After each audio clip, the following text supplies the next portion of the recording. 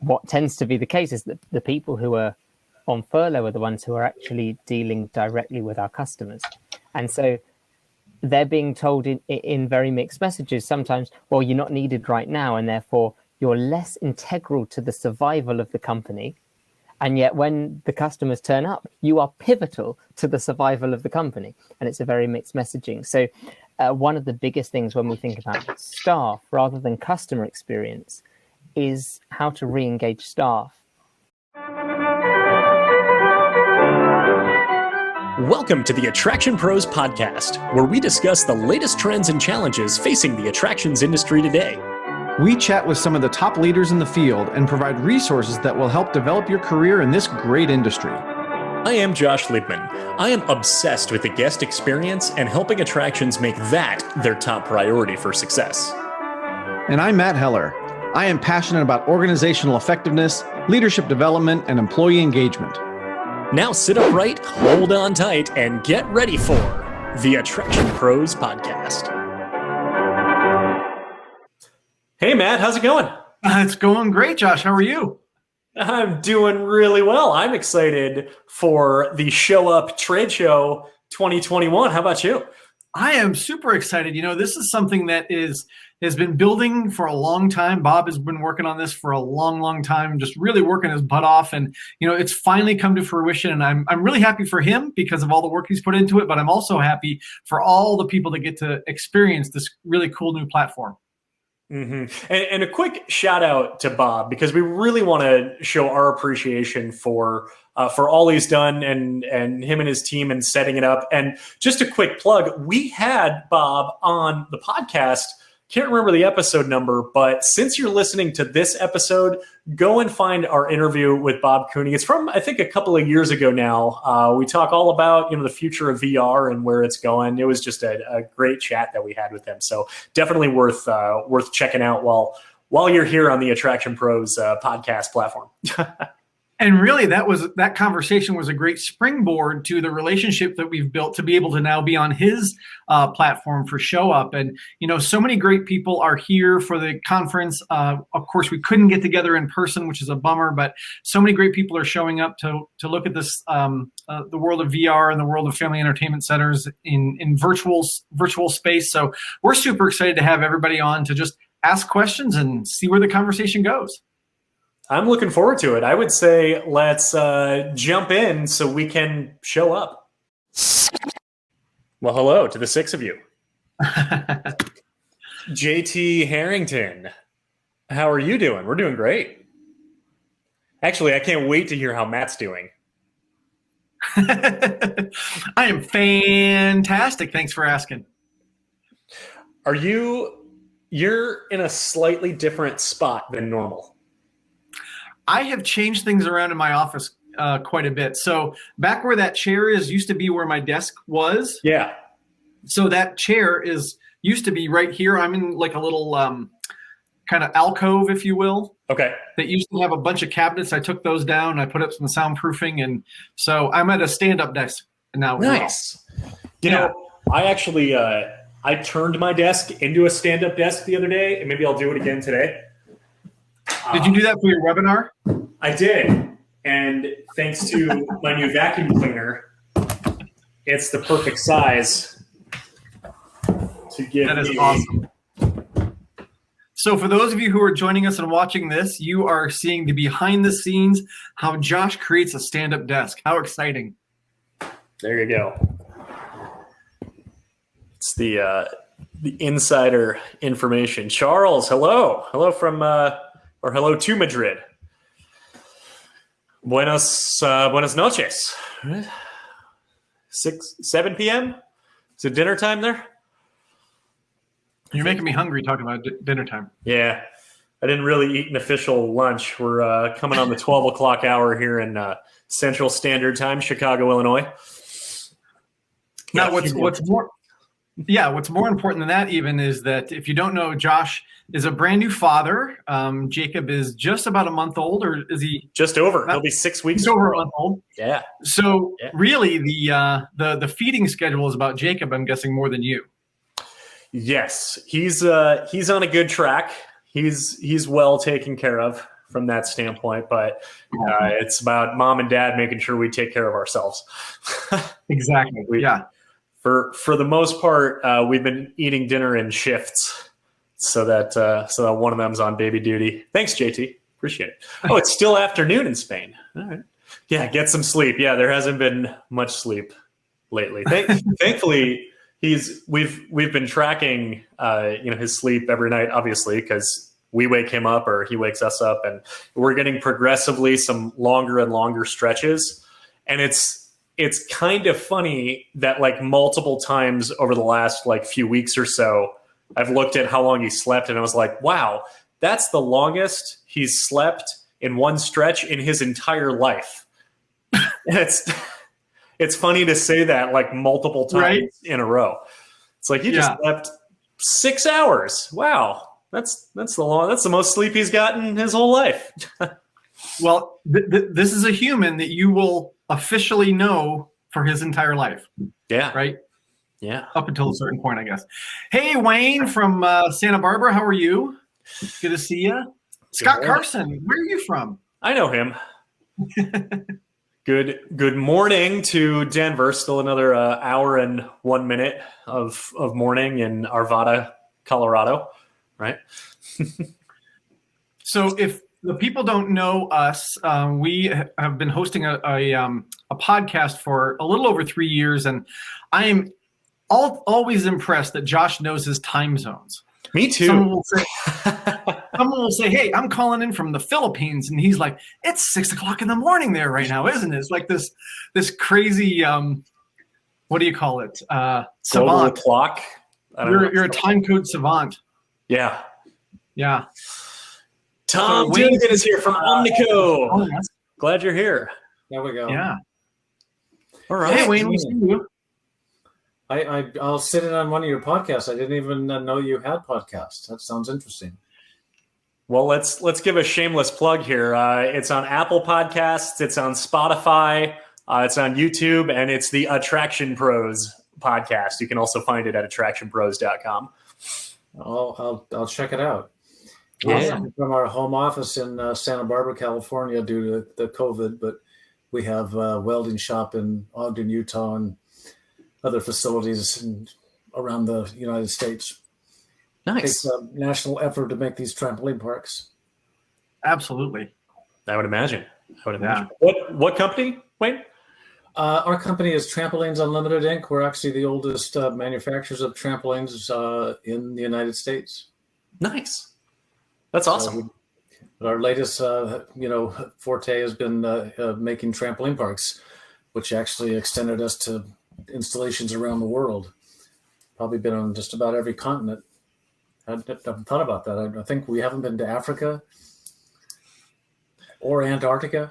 I was going to say probably not Antarctica. The first trampoline park in Antarctica. That'll be quite a press release, right? Yeah, definitely. Sounds like fun. Yeah. Anyway, everybody's now going to virtual reality and other games. It used to be, you could set up trampolines in an old warehouse, and the old saying, build it and they will come, and they did, but now it's becoming more competitive, and so we like to try to keep up on what we can recommend to our clients in terms of adding things that will complement the trampolines and Ninja and other attractions that we build. Well, the question that Matt and I have been asking for at least a good couple of years now is, when are we going to see the first virtual reality trampoline park? Combine those together, right? With the VR headsets and everything. We're working on an augmented reality one of a home trampoline. Sweet. That might address that question. So we'll let you know when we get it perfected. The other question we've been asking is, when are we going to combine axe throwing in the trampoline park?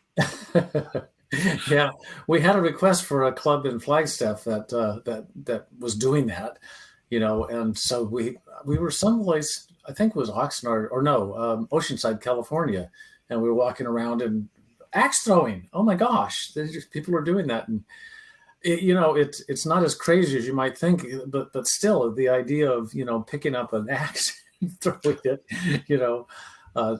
with the general family and John Q. Public, so to speak, in the park just kind of bothers me a little bit. Yeah. Well, Daniel Edward here says that Royal Caribbean's adding virtual reality trampolining on some of their trips. JT says mechanical bowls to trampoline parks. That's awesome. Yeah. Good morning, Patty in San Diego. Glad you're here. So Matt, I've got a few minutes after the hour. Should we kick this thing off? We should go ahead and officially get started. And if anybody else would like to join us on screen, we would love that. This is going to be a very interactive session. So you're already interacting in the chat, and that's fantastic. But if you'd like to click that little orange button that says share your video and audio, we'd love to see and hear you in person as well. So feel free to go ahead and do that. We will add you to the visual conversation. But if you're more comfortable or would like to stay on chat, we will certainly interact with you that way as well. So Josh, what are we doing today?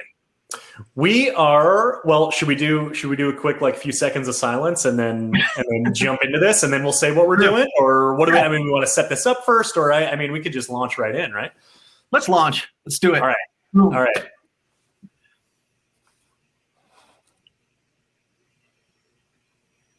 Matt Heller, how's it going? It's going great, Josh. In fact, it's fantastic. So excited to be here at ShowUp. Woohoo! It is AttractionPros live virtually at the ShowUp Trade Show 2021. Super excited to be here. Are you as pumped as I am, Matt? I am pumped. Like Arnold Schwarzenegger, we're going to pump you up. Awesome. So, Matt, we've done AttractionPros Live a few times now. We've done it a number of times in person. We've done it, I think, once since the pandemic started. So we did it on Zoom. For those who might not be familiar, can you give us a quick rundown of how this works and what's going on here? Absolutely. So I'll even back up just a little bit further and talk a little bit about who the Attraction Pros are. It's all of us, right? Everybody here is an Attraction Pro. Josh and I run the Attraction Pros podcast, and as another vehicle for that podcast, we have done live interactive Q&A sessions where we will tap into the collective wisdom of our audience and really try to answer the questions that you have, not only through our experience. I have a lot of experience in leadership development and theme parks and amusement parks. Josh has a ton of experience in guest experience and providing great guest experiences and looking at how we can maximize those. And so we share those perspectives, but we also love to tap into the wisdom of the people that are in the room. So that's what this is really all about, is getting the questions that you want answered and we can help facilitate that conversation. Yeah. So speaking of the people in the room, we've got Wayne here on screen right now from Santa Barbara, California. We have a number of other people who are here in the session. And I know you mentioned this a few minutes ago, and I know a few more people have come in. We want you on the screen with us if you're comfortable, if you want to participate and interact. We highly encourage you to share your video, share your audio, because this is not just about us talking for the next 40, 45 minutes or so, but we want to, like you said, tap into the collective wisdom of the room. So, Matt, why don't we kick this off here? I'm going to just pose a question. You can field it first, and then for those who are in the chat or those who want to come on in, let's jump in and maybe let's get the ball rolling that way. How's that sound?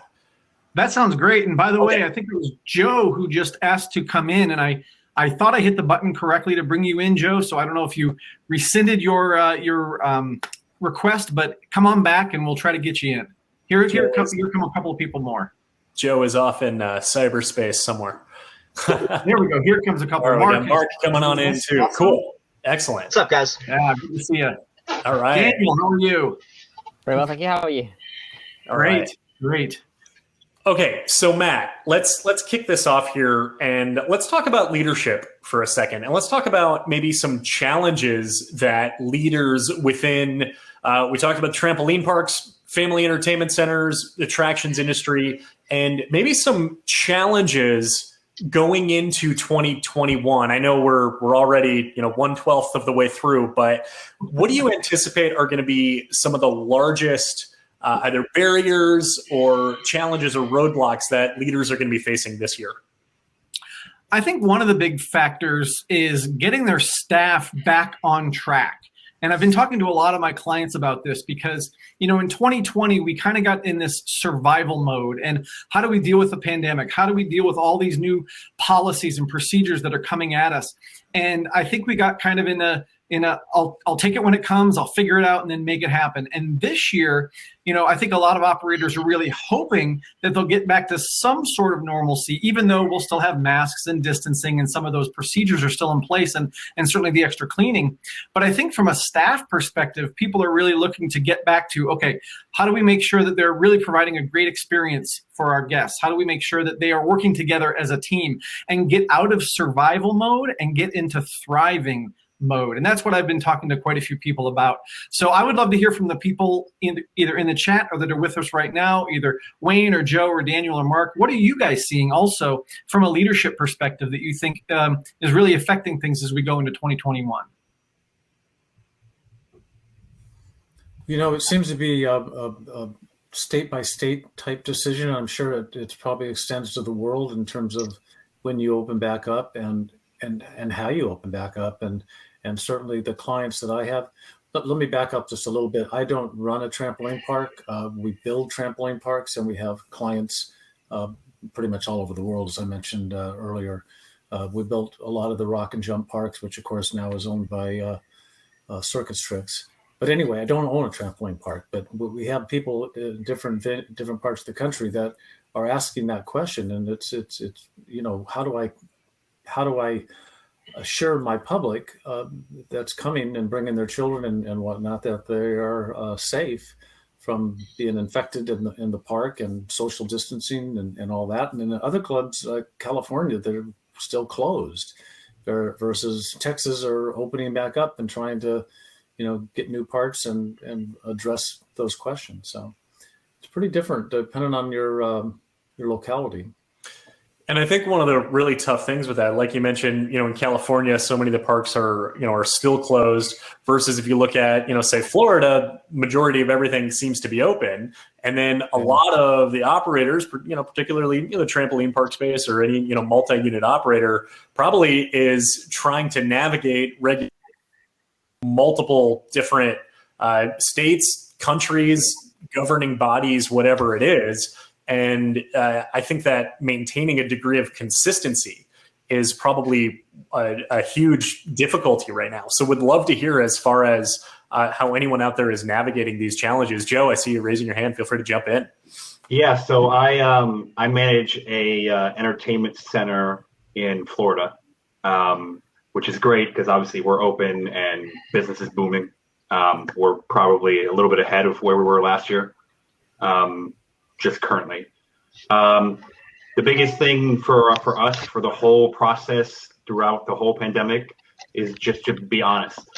We were able to open back up in May, luckily. June 1st, I went on the local news and I just said, hey, listen, we're improving things, but if you don't feel comfortable coming until, next year, we completely understand. People will call up and they'll say, hey, what's it like up there with COVID, things like that. And I'll just be honest. And I'll say, hey, we ask that everyone wear their mask while they're indoors. But I'll also be honest, and we don't run around and just enforce it every, 5 feet or anything like that. We're a little bit blessed, but a lot of our activities are outside, like go-karts, mini golf, batting cages, stuff like that. But from just handling the COVID and just talking to customers and stuff like that, as long as you're honest and upfront, and you just say, hey, we're doing the best that we can. If you have any sort of special need or reason that you probably shouldn't be here, then we'll see you hopefully, in the future, kind of thing. And then, just reinforce. Most of the employees get it too, because they understand it. They're either in school or college, stuff like that. They're pretty good about staying on top of cleaning and stuff like that. But from a management standpoint, that's all you can really do is encourage people to clean and use sanitizer. And outside that, just do the best you can. I think you make a really good point right there in the way that you're communicating this to your guests of saying, if you're comfortable, come. If not, we don't want to, completely drill it into your head that we're open and you need to come because we're open and, and we were closed and now we're open. Now you have to come. If you don't feel comfortable visiting, we look forward to, to entertaining you again once once the vaccine rollout reaches, we don't need to go down that route, but once we're completely over the hump. And I think it really goes both ways too, because there's also, the other demographic and segment of guests who are not comfortable with the restrictions being put in place and thinking that everything 100%. Should be as it was previously. And I think that there's the same message right there to say, hey, if you're not comfortable with our policies that we're putting in place, then it's the same thing. We look forward to entertaining you again once we no longer need to be enforcing, mask wearing and physical distancing as much. So I appreciate you sharing that. Daniel, I'm curious. Yeah, you were going to raise your hand because I'm curious about your perspective from the UK. Yeah, so here in the UK, I'm a operations director of a performing arts centre. And so we've been in and out of a furlough situation where the government has supported the wages of people that would otherwise have been made totally redundant. And that's been brilliant in saving jobs, but also it's been an interesting one where it's split the workforce. Some people have continued working throughout and other people have been on furlough. What tends to be the case is that the people who are on furlough are the ones who are actually dealing directly with our customers. And so they're being told in very mixed messages sometimes, well, you're not needed right now, and therefore you're less integral to the survival of the company.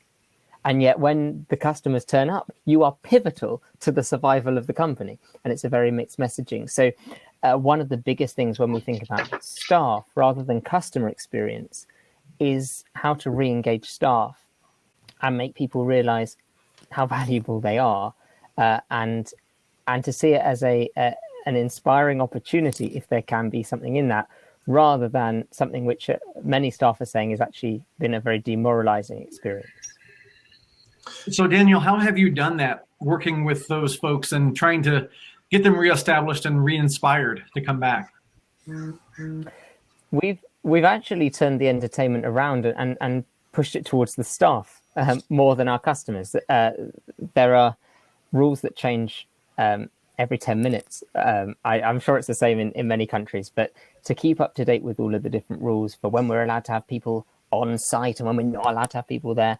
So we focus very much on what can we do for our staff virtually, where we say to them, even if you're not currently working full time, we're going to do this program for you. And actually it's been great to see other parties getting involved, where we've been able to support other people in the industry who potentially run virtual escape rooms now, or other quiz related activities, some of the virtual ones where everybody can join in on their phone connected together.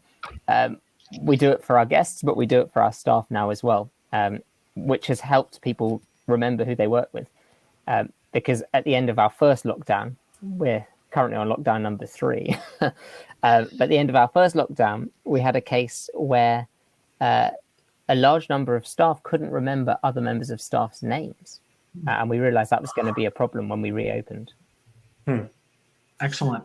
Just kind of on that, Daniel, I see that Patty has put a couple of great messages in here. This is a great opportunity for diversity, inclusion, and belonging training. I really think it's a great opportunity for a lot of different kind of training, and that's not just coming from a training nerd. But anytime that you have people that are, sort of in a holding pattern, there's opportunities to develop and provide skills and that type of thing. Patty goes on to say that emotional intelligence is key, not doing business as usual because it is not usual anymore, and acknowledging the struggle and offering support keeps employees engaged and happy. And I think that goes right with what you were talking about, Daniel, is let's focus on the employees, let's focus on the staff in the same way or even more intensely than we'd focus on the guests. Yeah. And I think, it brings up a point, actually, Matt, that you stressed really, I would say, towards the beginning of the first lockdown, which is the importance of it wasn't even about employee engagement. It was just about communication. And that you had a number of people who had said to you that they felt like they couldn't reach out to their employees because of the red tape involved with it, because they were on furlough. Therefore, I could not call them, unless it was something work related or bringing them back to work or paying them for their time or whatever it was. And, you brought up a great point of just looking out for your employees' overall well-being to call and just check up on them is, I would say, foundational to anything else that you're doing related to employee engagement. And it's not only is it acceptable, but that it's, highly encouraged that you should be making that type of outreach and communication. Absolutely. Yeah. Here in the States, I know there were some companies that said, by law, when people are on furlough, you're not allowed to talk to them about work-related type things. So if I were to call up Joe and say, Joe, how's your family? And then all of a sudden that conversation went to, oh, can you tell me where this certain file is, right? That's a complete no-no. And I think that scared away a lot of people from making the phone call in the beginning. And, what was great backup for that is that Josh and I talked to a lawyer from Florida, and she said, you have a right to be human, right? You have a right to treat these folks like they are human beings and not a commodity that you have in your workplace just to do work. So absolutely, you can call and find out how they are and ask them how their family was, that type of thing. And what really spurred this for me was there was a gentleman I spoke to who had 2 or 3 people on his staff or closely related to his staff that actually had COVID, or like I said, their relatives had COVID. And he just wanted to call and reach out. And his company was basically saying, you can't call them. And he called me up very frustrated. He's like, I'm either going to break my rule or I'm going to, go crazy because I can't talk to them. So I think just being human is a big part of it. Yeah. So we have another question that came into the chat, which I think is a really good one here. And it's, how has it been for manufacturers who supply equipment to arcades and entertainment venues? Any experiences to share on what worked and what did not? So I guess, Wayne, I'll throw the ball over to you for that, as far as what you've been doing with your company with manufacturing trampolines and trampoline parks over the last 10, almost 11 months now or so. To be able to engage your clients and I don't know, or ride the waters together, if you will. Yeah, it's been tough. We actually make money and support ourselves on manufacturing product, delivering, and installing, et cetera. And our backlog is a nice, healthy one, except that everybody put their projects on hold, and so it leaves just making replacement parts, beds and pads and whatnot to support the parks that are open, but that doesn't pay the bills. So we basically cut way back, put everybody on furlough that work directly for my company. A lot of our vendors that actually are either making the trampolines or the beds or the pads or the ninja coasters or whatnot, they're also suffering the same fate as us in terms of not having much work. And so our welding shop is down to like 2 people, from a high of maybe 20 people when times are really busy. So it's been challenging, but like I say, we're starting to get calls of people that are willing to get the ball rolling again and be open and prepared when the pandemic is under control and they can welcome the guests back in. So I imagine it's been that way for other manufacturers who I don't really see anybody else except for Shock Trampoline, which I believe is a Canadian company. But it's been very challenging, tough. Yeah. I appreciate you sharing that because I think it's important to recognize that it's the whole industry and everything that supports it that's been so impacted by this, and so many manufacturers and suppliers. Many of these are small businesses, family owned and operated, and are being hit just the same. So I guess that statement of we're all in this together, I know obviously has been overstated, I'm sure, over the last 10, 11 months or so, but it's, of course it's very important to recognize that. I'm curious then, as far as the flip side of that, from maybe one of the operators who would want to jump in, as far as their relationships with their suppliers and their manufacturers, and how they've been able to, I would say, work together in some capacity or continue maintaining those relationships, even as transactions might be slowing down or have come to a halt at certain times. I'll just chime in with that. So for us, like our main, what would I guess correlate to this would be our relationship with Betson, who does our video games, things like that. We keep in close touch with them, but if we're being honest, we haven't ordered anything since the pandemic started. We actually got a little unlucky. We ordered like a $30,000 VR like motorcycle game, and it came in the day before the White House shut everything down for that. And that was our first VR product too, that we were excited to bring into the location. But you just kind of pivot and you talk to some of the other people, like our food vendors. We've actually been able to add stuff to the menu and try to come up with creative ways to. Let me back up a little bit. The hard part about the pandemic is that you're never going to reach the foot traffic levels of what you probably were doing before. But the people who are coming are spending more because they're just so happy that they're out and experiencing stuff and doing stuff. And especially if they do feel safe about it, they're going to spend way more time. We had like a cross-country team come for a competition that they had moved to Tallahassee out of California. And they ended up spending thousands of dollars over the course of 3 days because they were just so excited because they'd been in California for 8 months. And this is the first time any of the kids got to do anything. And so they came out, they felt good about it. Most of the stuff was outdoors, and they're like, all right, we're here. We're going to spend a ton of money. So it's really just pivoting with your vendors and seeing, obviously we always want to make as much money as we can off the customers, but a trend that I've seen over the past few years is it's really important to keep your customers as long as you can, right? Because they're pretty much only going to spend money while they're at your place. The minute they leave, they can't spend any more money at your place. So that's been a real focus on our end, at least during the pandemic.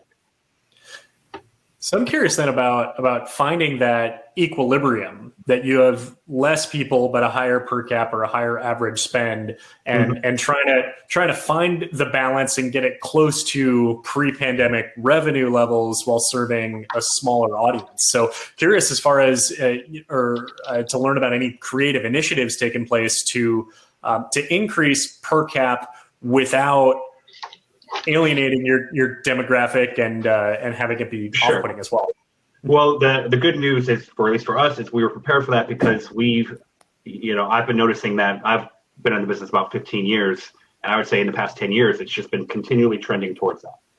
It used to be get as much people in the door, get them to spend $20 and get them out, and now it's I want to get people who want to spend money and I want to keep them as long as I can, So I'll have TVs on, I'll have wristband specials. You'll see the arcades now have way more than 5 years ago. They're very open to doing the unlimited cards, either with tickets or without tickets. One thing that we noticed over the past couple of years is we usually do on a Monday night, it's pretty slow. We'll do unlimited arcade. That's our big special. It's the only time of the week we officially do unlimited arcade. And what we didn't really anticipate when we first started it was our kitchen sales were going to go up. And I needed to schedule kitchen staff because normally I wouldn't have a kitchen staff member just because of our market isn't that huge on a Monday night. But once we started doing that and it started to become a thing and you get people who would come once every 6 weeks to, just kind of play some video games and hang out, then we quickly realized, okay, we're selling pizza, nachos, all this stuff. We actually need kitchen staff. And so I don't know. In addition to all that, sorry, I'm rambling a little bit, but just the whole pivot towards microtransactions in family entertainment centers. The more that people understand that, I think that's one of the challenges for the trampoline parks. That's always been what's, not worried me, but been my holdback on a trampoline park is most of them, they just have one business model. You go in, you pay $20, and unless you order food, they've already made their money, and it could be there for hours or whatever. some places like mine, we're just geared towards microtransactions. We want you to come in, instantly put a bunch of money on the card, and then you can spend it as many different ways as you want. And we have tons of different ways that you can spend that. But yeah. So Joe, there's a follow-up question. Just get you 1 second, Daniel. Joe, out of curiosity, how did the VR racing work since reopening? Stefan in the chat is asking. Yeah. So this is actually, it's really not that surprising. It's kind of what I would have predicted. So we opened back up in May. The VR racing game thankfully had a non-VR option. We could just take them off and they could just, do it regular. About July, we started to just kind of get the feel that, to put it politely, I guess, our customers didn't care. Most of our customer base, at least here in Florida, thankfully, or unthankfully, however you want to put it, did not really truly care about a lot of the restrictions. And you would just watch them and nobody's like hardcore cleaning anything or wiping down their hands or wearing gloves or anything like that. So we put like our basketball games back in order. We put the ice ball, the skee ball games back up that we had originally taken off. And around the end of July, we just said, screw it. Let's see what happens. And we took off. We put the VR back in and just to kind of see what customers would do. Customers just used it as if COVID doesn't even exist. We have wipes and stuff like that. Most customers don't use them. I cannot even describe the kind of shock at first about that. But after a time, you just kind of see that, once people are comfortable with, whatever the outcome is, I guess they just kind of roll with it. And so that VR game is probably like third or fourth highest earner in the arcade. Wow. Currently. Yeah. It's amazing. Thank you for sharing that. It was a great question coming in. Daniel, you had something you wanted to share.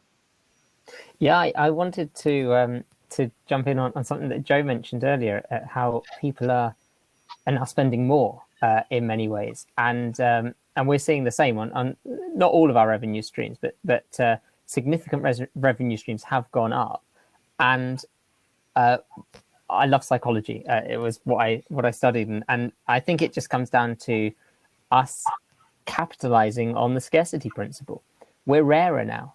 We're more valuable to people because they can't have it so often.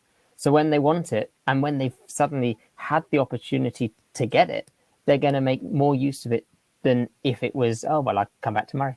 Oh, I can do it whenever. Because they know this year has taught us all we can't. And so when you have that opportunity, you're going to milk it for all it's worth. And we're seeing that in our areas too. And I think that has helped to position us in a better way. But we are more valuable to people, even though we are rationed. Mm. So Daniel or Joe, will pitch this to both of you or any other, anyone else who is in the room right now and wants to jump in on this. We talked about increasing the per cap through food and beverage. And then Daniel, you make that really good point of the scarcity. What we provide, what I've been saying is that it's a luxury. It's a luxury of life right now. So curious as far as, in addition to any, I would say, in-park spending, that F&B or that retail, of just the cost to get in, have you come up with any creative solutions to create more premium options to kind of have that higher tier entrance fee that would be equivalent of saying like, box seats at the sporting event or, first class on an airplane or something like that, of going down that route just to get them in the door at a higher ticket price? Yeah, we have offered private 2-hour almost like birthday parties. If people want to come like 2 hours before we open kind of thing, we'll do it for like anywhere between $250 to $400, which is both a lot of money, but also not a lot of money. It's fairly similar to what you probably would spend on a birthday party anyways. And then you come in and, it just takes one employee to run everything because they're all going to be together. And so we'll open up like 2 hours early, let people do some go-karts, laser tag. Everybody just works as a group and they move it from, we've had really good response with that lately. We started that a couple months ago. Yeah, I don't know. As far as anything else, I saw somebody asking about the increase the average order value. Really, that just comes down to our place, and this is something I truly believe. You go into those places like Andretti's, and sometimes you just walk in and there's a bunch of kiosks. When it's on a kiosk, people are less likely to talk themselves into more. At our place, you walk in and it's more like the Dave & Buster style, where someone's right at the counter and I'm willing to talk to you, say, hey, how's it going? What can I get for you guys? Try to figure out a package that works for them. And then because of the way our cards are tiered, you get more, you spend more, you get more kind of stuff. Figuring out which the best value is for that. And then, they start off and they instantly think that they've gotten value. So the first interaction right through the door is a positive one. They move on and hopefully have a great time. And then they'll come back and add more once they see that they can win stuff or there's more stuff they want to do. So what you're saying is that personal interaction upon arrival, having that expert, someone who's proficient in your product offering, is going to drive per cap way better than a machine at the front kind of spitting out options, right? Correct. I always like to put my most experienced employees right there at the front. I call it the quarterback position. I say, like, whoever's manager, most of the time, I want you up at the front because you can just listen to customers coming up and talking or asking questions. And kind of, if you work there long enough, you can understand what's going on. Like, oh, there's someone down at the fair ride, or someone's asking about the fair ride. I know in the next 5 minutes, I need to send someone over there, kind of stuff. Just kind of setting it up that way just naturally benefits us. Sure. Yeah. Daniel, was there anything else from a revenue stream? Oh, go ahead. Yeah, a revenue stream that has worked nicely for us. I know it's not practical for everyone because you do need specialist staff for it. Is to do children only, because parents have had enough of their kids this last year. They can't get rid of them, and so we've done children's only weeks, and they've been brilliant for us. And it's been very noisy, and it's been very busy, and it's been great, and the parents have loved it. That's fantastic. The only thing with children, which is a shame, but ethics has to come into it at some point. You can't continue to charge them when they're there. So we take the payments up front, but we also know that once the day has started, we know what we've made, and we know that we're not going to be making any more than that. Mm-hmm. Gotcha. Great perspective. Thank you both for that. There was a question that came in the chat, and I'd love to kind of throw it out to folks because it's kind of a different way to look at some of these things. And it was from Patty, and she said, for the trampolines, would scaling down the size work financially? She's thinking of people in lockdown, not doing much physical activity. Single user trampolines connected to an exercise app might work. She said, look at what Zwift created a business model around selling cycling trainers for esports. So it sounds like more of a personalization model versus the big group model based on distancing and that kind of thing. So I thought it was interesting. Thought it'd just kind of be fun to throw that out there. What do people think?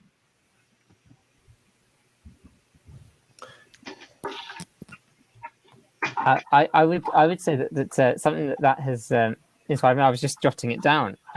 We have a large audience of elderly people, and I would never have thought of trampolining for elderly people, but actually it really could work, especially with an instructor who can guide some more sensible exercises. I think that's a genius idea to actually use that as a way of saying, come and have some fun in a safe environment, single user rather than the huge ones, and something a bit different. I think people are looking for different.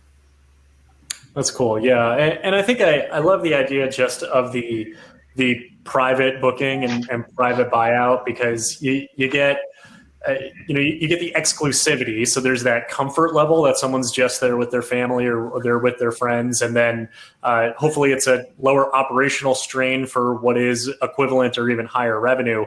Movie theaters I'm seeing are having a lot of great success of this, of just rent out the screening room and, bring as many people as you want for, X amount of dollars versus that pay per ticket, which is, of course, similar model to our industry as well. I'm seeing a lot of discussion in the chat here about dessert. Maybe we could, we can go that way. Someone says, Mark, tell us about this creme brulee idea where a customer gets to use their own blowtorch. That sounds like it could be a liability. But hey, if you're signing a waiver anyway, maybe it's. Hey, if they're throwing axes, you use a blowtorch. Yeah, if they're throwing axes. Yeah, that might get me to post. Yeah. Oh, you just muted, I think. Here, but I'm from Massachusetts, so I'm pretty sure that would be illegal here. But maybe Joe can take advantage of that idea in Florida. Yeah. But you make a good point of the Instagrammable dessert, because then it turns your F&B into social engagement, turns into marketing. Hopefully it turns into more people coming in the door and getting that dessert, and that cycle turning itself over again. So, yeah. As I posted there in the chat, I've been on a crusade for the past year and a half trying to come up with something as good as that place out in Arizona has cotton candy unicorn tacos. And it's actual cotton candy that they make into a taco shell, and they put 3 scoops of ice cream on it. And I don't know if they do a candle, but I tried to do a candle that was like a borderline firework almost, and didn't go as well as I had hoped. I definitely feel on that. No follow-up questions on that, but try it. It sounds great to me. Yeah. Here in Chicago, there's a pizza place. They have a few locations. It's called Parlor Pizza, and on their dessert menu, they have, I think, something very similar to what you're describing. It's a chocolate taco, and I think there's a number of different flavors, and you can just get the sampler platter. And honestly, the way that they present it and the way that they position it on the menu almost makes it seem like it's not optional. It's like you just need to get this like $20 dessert and share it with your friends. And it's incredible too. I mean, it's as delicious as it is aesthetic, I guess is probably the best way to put it. But it hits those points of being very Instagrammable and a great F&B offering. Definitely. Well, and I think the conversation of Instagrammable food kind of lends itself also to other Instagrammable experiences that you have throughout your facility. So even if it's coming in the door, if there's something that really catches the eye and people want to take a picture of it and then post it, we all know that that's great advertising. Josh and I were at a trampoline park a couple of years ago in Chicago, and we just had such great service from this one employee that we had to take a picture with that person and then post it. So it kind of goes back to Joe's point. Darius, something like that. Yeah, I'm trying to remember his name. Yeah, he was that memorable that I almost remember his name. I can see his face though. But to Joe's point of having your best people out front in your quarterback position, maybe we think about every position as a quarterback position, or every position where what are those little things that people can do to interact that will create such an experience that people want to Instagram, not just the mural that you have on the wall, but their experience with that team member. Just something kind of throw out there for food for thought. One of the things too, Matt, a few years ago when we had Case Lawrence on the podcast, founder of Circus Tricks, he talked about how the Circus Tricks parks are photo studios themselves. And he goes, we went to great lengths to paint the ceilings black. And he goes, that's not cheap, but it really enhances the lighting and it turns the entire park into a photo studio. So when you're on the Ninja Warrior course and doing crazy flips and whatever it is, and your friends are taking pictures, or you're using Snapchat or Instagram stories or whatever it is, it looks great. It looks as good as it is fun, if that makes sense. Sure. So that whole Instagrammable experience is absolutely crucial from the guest experience of really blending the on-site experience with the off-site marketing. Yeah. So Stefan also says there's a conversation tomorrow about food is the new anchor attraction, and kind of wanted to get people's thoughts on that. So I'd love to kind of throw that out there as we're talking about signature food items. And, is that something that can actually pull people into your center, not just be an afterthought once they're there? I can speak on my, go ahead, Dan. No, go, Joe. Yeah. I was just going to say a few years ago, I just randomly was just like, I don't have any fryers. I can't have fryers because of the location's old, and to dig up and put in a grease trap would be very annoying. So everything that I can do in my kitchen has to be through an oven. One day I was just talking to my PFG supplier, and I just said, you know what? I'm tired of waiting on my ownership. Just give me some wings and I'll figure it out. And we started putting in wings through the oven, and it has taken off to a level where there's a lot of days where it's pretty equal. We'll sell just as many pizzas as we will orders of wings. And so that has helped us greatly in our kitchen, kind of increase our levels of the food and beverage. So Joe, since then, have you gotten an air fryer? No. Those are hot these days. They are very hot, and it would be amazing because putting it through the oven slows down when we have lots of pizza orders. We have one oven for pizzas and one now for wings, and so the kitchen can get a little jumbled up there. So I would love an air fryer. I have a buddy who just got one, and he sends me pictures of chicken wings that he makes like 2-3 times a week, and it looks like they're from B-dubs. And they're. I honestly think that we have the best wings in town, and they come through an oven. They're pre-cooked. All we're really doing is heating them up and putting a nice crispy layer on them, and then we have sauces and stuff like that. But our wings are phenomenal. Probably better than our pizza, if I'm being honest. So, Joe, where are you located? Josh and I will be down to test that theory. Yeah. I'm in Tallahassee, Florida. Tallahassee. All right. Yep. We'll put it on the list. Dan, you were going to say something. Yeah, I was going to mention prior to the pandemic, I was cruise director with Royal Caribbean on their ships. And one of the big developments in the cruise industry over the last decade has been food. And it isn't a side thing at all anymore. It used to be that you had that central dining room where everybody was there.